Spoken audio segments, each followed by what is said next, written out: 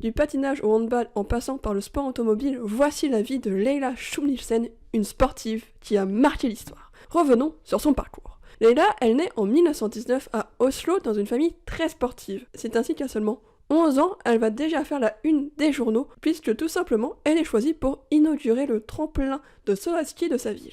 En 1935, à 15 ans, elle décroche un titre mondial en patinage de vitesse et réalise un record du monde qui va tenir plus de 20 ans.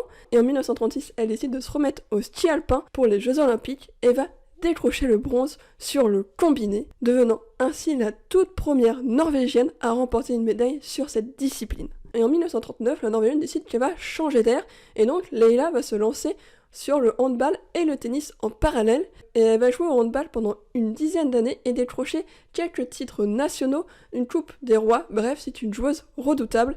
Et en parallèle, sa carrière tennistique est bien plus impressionnante, parce qu'elle va durer déjà 20 ans, et sur cette vingtaine d'années, elle va participer à Wimbledon, remporter plus de 60 titres nationaux, et en 1961, Leila décide de se mettre au sport automobile. Elle va pas y rester très longtemps dans cette discipline, mais va tout de même marquer l'histoire en étant la première femme à participer au Monte Carlo. Et là, elle se dit, j'ai plus de 45 ans, c'est bon, je vais laisser un peu le sport de côté, et préfère plutôt s'engager pour le développement du sport en Norvège et notamment la pratique féminine. En 1998, les journaux nationaux annoncent la mort de Leila Schulnielsen et nombreux sont ceux qui lui dédient une nécrologie pour rappeler l'importance qu'elle a eue dans le sport norvégien et le fait qu'elle ait montré aux femmes qu'elles peuvent pratiquer n'importe quel sport, le foot, le sport auto, le tennis, le handball, le patinage de vitesse, bref, tout ce qu'elle veut. Si toi aussi tu veux soutenir notre initiative, notre association, tu peux faire un don sur notre page Hello Asso, tout est dans la description.